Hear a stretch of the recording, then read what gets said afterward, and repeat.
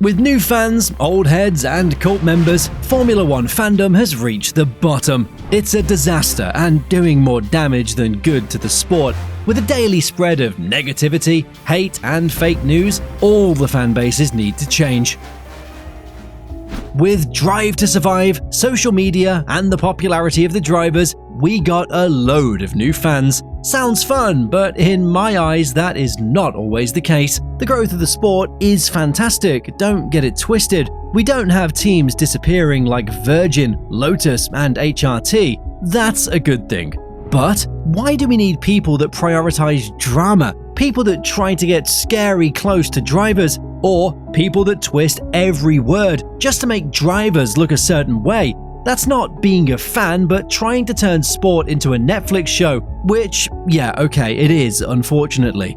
Being new to a sport is fine. Trying to get into it, following the drivers or teams that you like, and contributing to the overall experience. Or don't. Just be a silent enjoyer and turn on your TV every weekend if there's a race. Both are fine. But what doesn't sit right with me is the so-called fans that do everything to dramatize an event, like the title battle between Norris and Piastri this season. The battle itself is a disappointment, if you ask me. But what's even more disappointing is the fan bases. Yes, you can collide on certain things, but your driver being sabotaged because of a slow pit stop? Please, stop. Or what about everything Charles Leclerc has to endure? I mean, driving for Ferrari is a pain in itself, but some of his fans are also horrible. Going for a selfie with him and trying to give him a kiss? Why would you even do that? You can idolize him, like him, and find him attractive, but why would you go into his personal space? Besides that, his home address got leaked, and fans showed up on his doorstep trying to get an autograph or a picture of him. And you thought that was the worst part. It isn't. The details of his brother's wedding got leaked, and the whole ceremony got disrupted. What are you then? A fan of a sport, a driver, or just a brainless person trying to do whatever you thought was fine to do? Well, I know my answer.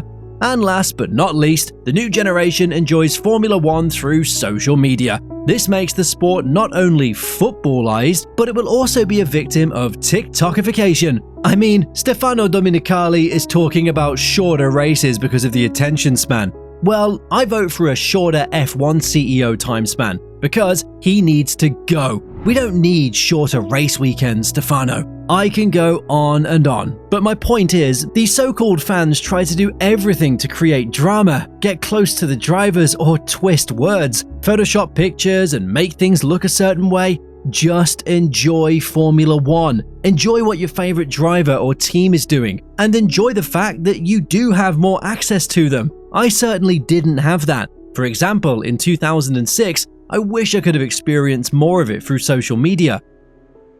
Well, there we have me, myself, and I. People that don't like change, want V8s and back to 20 races. Yeah, I'm an old head while still being 32.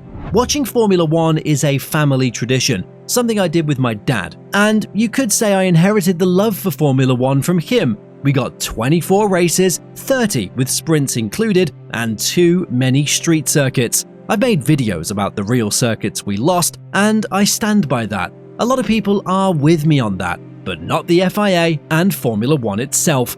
But let's be honest for a minute. Is all the change so bad? No, it's not.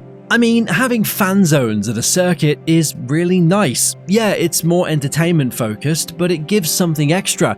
As someone that went to several Grand Prix, it was always enjoyable to have a fan zone. We got stupid Grand Prix like Miami and Las Vegas, but Jeddah is decent, at least for qualification. The budget cap is good because it supports the smaller teams, and as you can see in 2025, the grid is close to each other. Old heads try to gatekeep the sport and don't want to let new things or people in, but if we don't allow that, the sport will not evolve and stay financially viable. And if that disappears, the teams will too. We saw that happen in 2008 with BMW's departure. The golden era of Formula One is the only era old fans like. Those screaming engines, small cars and refueling, it felt special. But it didn't always deliver a lot of racing. As a matter of fact, sometimes all the overtakes only happen because of refueling. However, it did feel more like a sport than an entertainment series. Those V6 engines, yes, they are hated by many, but from a technical perspective, something old people appreciate. They are amazing. It's an incredible piece of technology that isn't so bad after all, especially with 2026 on the horizon. And, as I said, the whole sport being footballized or entertainment-first approach is just nonsense. But it did bring us old heads more footage to watch from a race weekend. We can see more cars on track, and that's ultimately what we like. So, a message to myself, enjoy it, Lee.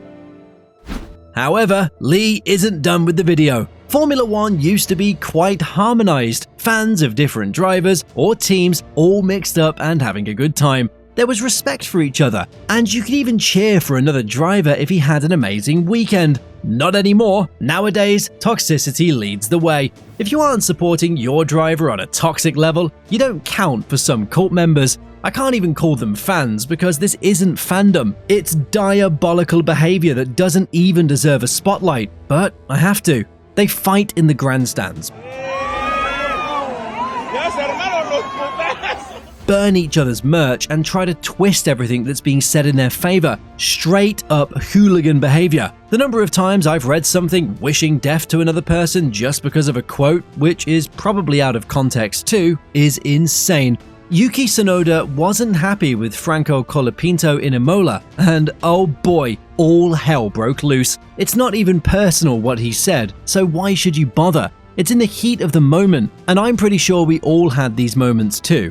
The worst part, and I'm sorry for him, is Colt Lewis Hamilton. They are all just sore since the outcome of 2021, and yes, he might have been done dirty with the decisions made that day, but does Nicholas Latifi deserve death threats for it? That guy crashed every weekend, and nobody complained about that, but just because it was at that moment he had to die? The blind loyalty to drivers, aggressive defense, and just harassment campaigns are out of this world. And before someone wants to accuse me of it because I call Lando Norris a bottler, that isn't what you're doing. Those cult members rely on everything a driver does and support them in ways that are just scary. It not only includes the way they support the drivers, but also a lot of fake news. They try to bend everything that happens or has been said to turn another driver into a bad look. Max Verstappen's been a target of it many times. Please support a driver, team, or even the sport itself, but don't let it go to your head and turn it into hooligan behavior.